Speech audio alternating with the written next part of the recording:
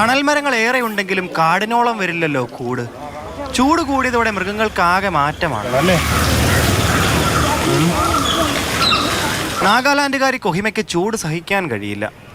ചൂടുകാലമായതോടെ കൊഹിമയുടെ ഡയറ്റും മാറി. 3 നേരം തണ്ണിമത്തനും മുന്തിരിയും ഒക്കെയാണ് ശാപ്പാട്. കൊഹിമയുടെ കുളി കഴിഞ്ഞ് വേണം ഇവർക്ക് നീരാടി തുടിക്കാൻ.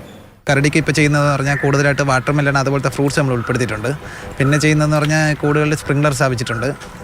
പിന്നെ വന്നിട്ട് ഈ ഹിമാലയൻ കരടിയൊക്കെ ആണെങ്കിൽ 2 മണിയോടുകൂടി ഈ ഐസ് ബ്ലോക്കായിട്ട് കൊടുക്കും. അതിനകത്ത് വാട്ടർ മെലൺ വെച്ചിട്ട് വലിയ ബ്ലോക്കായിട്ട് കൊടുക്കും. തണലോരം ചേർന്ന് കിടക്കുന്ന മൃണാളിൻ്റെ കൂട്ടിൽ ദിവസവും 2 നേരം മഴ തകർത്ത് പെയ്യും.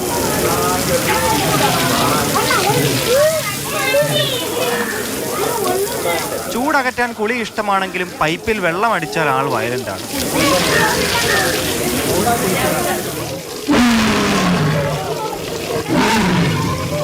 കുളിപ്പിച്ചതിന്റെ പിണക്കത്തിൽ കൂട്ടിലെ കുളത്തിൽ കിടപ്പായി. കുളിച്ചു കുട്ടപ്പനായ മൃണാളിനെ കാണാൻ വിദേശ ആരാധകർ വരെ എത്തി. ഇനി ഉച്ചയൂണും ഉറക്കവും.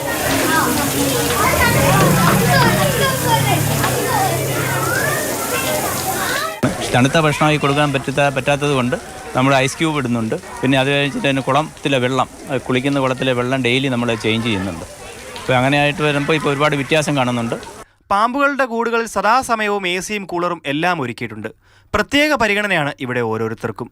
ക്യാമറാമാൻ പ്രേം ശശിക്കൊപ്പം ഗോകുൽനാഥ്, മാതൃഭൂമി ന്യൂസ്, തിരുവനന്തപുരം. ഗോകുൽനാഥാണ് നമ്മുടെ കൂടെയുള്ളത്. ഗോകുലെ, ആദ്യം പറഞ്ഞതുപോലെ തന്നെ നമുക്ക് ചൂടിനെ പ്രതിരോധിക്കാൻ ഓരോ വഴികളും നമ്മൾ കണ്ടെത്തും. പക്ഷേ മൃഗങ്ങളുടെ കാര്യം അങ്ങനെ ആയിരിക്കില്ല. പ്രകൃതിയോട് ഇണങ്ങി ജീവിക്കുന്നവരാണെങ്കിൽ അതുമായി ബന്ധപ്പെട്ട് അവരും അതിൻ്റെ കാര്യങ്ങൾ നോക്കും, ഓരോ പക്ഷിമൃഗാദികൾ. പക്ഷേ മ്യൂസിയത്തിൽ, സൂവിലൊക്കെ ആണ് എന്നുണ്ടെങ്കിൽ നമ്മൾ മനുഷ്യർ തന്നെ അവരെ പരിപാലിക്കണം. അതുകൊണ്ടാണ് നമ്മൾ എടുക്കുന്ന ഓരോ വഴികളും അവർക്ക് നൽകുന്നതല്ലേ. ഈ പരിഷ്കാരങ്ങളൊക്കെ കൊണ്ട് മൃഗങ്ങളുടെ ആ ചൂടൊക്കെ അകറ്റുന്നുണ്ടോ? എന്താണ് നമ്മുടെ മൃഗശാലയിലെ പുതിയ കാഴ്ചകൾ? പൂജ പറഞ്ഞതുപോലെ തന്നെ ഈ തിരുവനന്തപുരം മൃഗശാലയ്ക്ക് ഒരു പ്രത്യേകത ഉണ്ട്. അത് നഗരത്തിൻ്റെ ഒത്ത മധ്യത്തിലാണ് കിടക്കുന്നത്. അപ്പം ആ നഗരത്തിലെ ചൂടും പൊടിയും എല്ലാം അടിക്കുന്ന ഒരു പ്രദേശം തന്നെയാണ് ഈ മൃഗശാല എന്ന് പറയുമ്പം. പക്ഷേ മൃഗശാല വളരെ വിസ്തീർണമായിട്ട് ഏക്കർ കണക്കിനുണ്ട് എന്നുള്ളത് കൊണ്ട് തന്നെ അത്രത്തോളം അതിൻ്റെ ആയിട്ടുള്ള ഒരു പ്രശ്നങ്ങളൊന്നും അവിടെ നേരിടുന്നില്ല. പക്ഷേ എങ്കിൽ കൂടെ ഈ ഇരിക്കുന്ന മൃഗങ്ങളെല്ലാം തന്നെ അവിടെയുള്ള പല മൃഗങ്ങളും പല വിദേശ മൃഗശാലകളിൽ നിന്നടക്കം വന്നിട്ടുള്ളവയാണ്. ഒപ്പം ഇവയ്ക്കൊക്കെ തന്നെ പ്രത്യേക പരിചരണം ആവശ്യമുണ്ട്. ആ ഒരു സാഹചര്യത്തിലാണ് ഈ ചൂടും കൂടെ കയറി വരുന്നത്. അപ്പോൾ ജനുവരി മാസത്തോടു കൂടി ചൂട് എത്തിയിട്ടുണ്ട്. അപ്പോൾ പലപ്പോഴും ഈ സംസ്ഥാനത്തെ ചൂട് വളരെയധികം കൂടുമ്പോൾ തിരുവനന്തപുരത്തെ തന്നെ ചൂട് 40 ഡിഗ്രിക്ക് അടുത്തേക്കൊക്കെ പോവുകയാണ്. അപ്പം ഈ പല മൃഗങ്ങൾക്കും അതൊരു പ്രശ്നമാണ്. ഞാൻ ആദ്യം പറഞ്ഞ കൊഹിമയുടെ അടക്കം പേര് പറഞ്ഞ ആ കൊഹിമ നാഗാലാൻഡിൽ നിന്ന് വന്നിട്ടുള്ള ഒരു ഹിമാലയൻ കരടിയാണ്. അപ്പോൾ അതിനെ സംബന്ധിച്ചുള്ള സ്വാഭാവികമായിട്ടും ഈ ചൂട് പ്രതിരോധിക്കാൻ വലിയ പാടാണ്.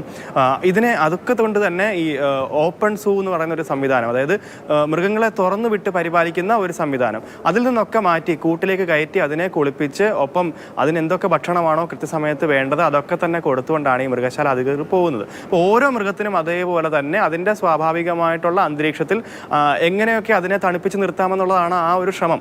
പക്ഷേ അത് എത്രത്തോളം പ്രായോഗിക തലത്തിൽ അത് വിജയകരമാണെന്നുള്ളതും അവിടുത്തെ തന്നെ ആളുകൾ പരിശോധിച്ച് വരികയാണ്. എനിക്ക് തോന്നുന്നു ഏറ്റവും കൂടുതൽ എന്താ പറയുക, ഇതിനെ ഇമ്പാക്ട് ചെയ്യാത്ത, ഈ ചൂടിനെ ഇമ്പാക്ട് വലിയ രീതിയിൽ ബാധിക്കാത്ത ഏക മൃഗം ഒരു പക്ഷേ ഹിപ്പോപ്പൊട്ടാമസ് ആണെന്നാണ് ഞാൻ കരുതിയത്. കാരണം എപ്പോഴും വെള്ളത്തിൽ കിടക്കുന്നുണ്ട്. പക്ഷേ അത് പോലും പലപ്പോഴും തെറ്റിപ്പോയി. കാരണം ഈ വെള്ളത്തിൻ്റെ ടെമ്പറേച്ചർ, pH വാല്യൂ വരെ വലിയ മാറ്റം വരുന്നുണ്ട്. അപ്പോൾ മൃഗത്തെ ഏറ്റവും കൂടുതൽ അഫക്റ്റ് ചെയ്യുന്നുണ്ട്. അപ്പോൾ ഞാനിപ്പോൾ ആലോചിക്കുകയാണ്, നമ്മൾ ഈ പുറത്തിറങ്ങുമ്പോൾ കാണുന്ന മൃഗങ്ങളുടെ അവസ്ഥ അതിന് പോലും ആരും നോക്കാനില്ല. പക്ഷേ ഇവിടേക്ക് വരുമ്പോൾ വളരെ കൃത്യമായിട്ട് അതിനൊക്കെ തന്നെ സജ്ജീകരണങ്ങളുണ്ട്, സംവിധാനങ്ങളുണ്ട്. ഈ പറയുന്ന പാമ്പുകൾക്കടക്കം AC സംവിധാനങ്ങളൊക്കെ തന്നെ ഒരുക്കിയിട്ടുണ്ട്. എന്തായാലും വളരെ വലിയ വിപുലമായിട്ടുള്ള സജ്ജീകരണങ്ങളാണ് ഒരുക്കുന്നത്. സ്പ്രിംഗ്ലർ സംവിധാനം അടക്കം ഏക്കർ കണക്കിന് വരുന്ന വനഭൂമി പോലെയുള്ള പ്രദേശമാണ് നമുക്കറിയാം ഈ മൃഗശാല.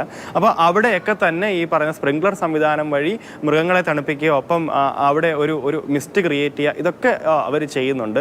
ഒപ്പം ശരി ഗോകുൽ, എന്തായാലും നല്ലൊരു കാര്യം തന്നെയാണ്. ഈ പറഞ്ഞതുപോലെ തന്നെ അവർക്കും ഈ ചൂടിനെയൊക്കെ അതിജീവിക്കണമല്ലോ. അതുകൊണ്ടാണ് ഇങ്ങനെ ഒരു പദ്ധതി നമ്മുടെ തിരുവനന്തപുരം മൃഗശാലയിൽ ഇപ്പോൾ കൊണ്ടുവന്നിട്ടുള്ളത്. ശരി ഗോകുൽ.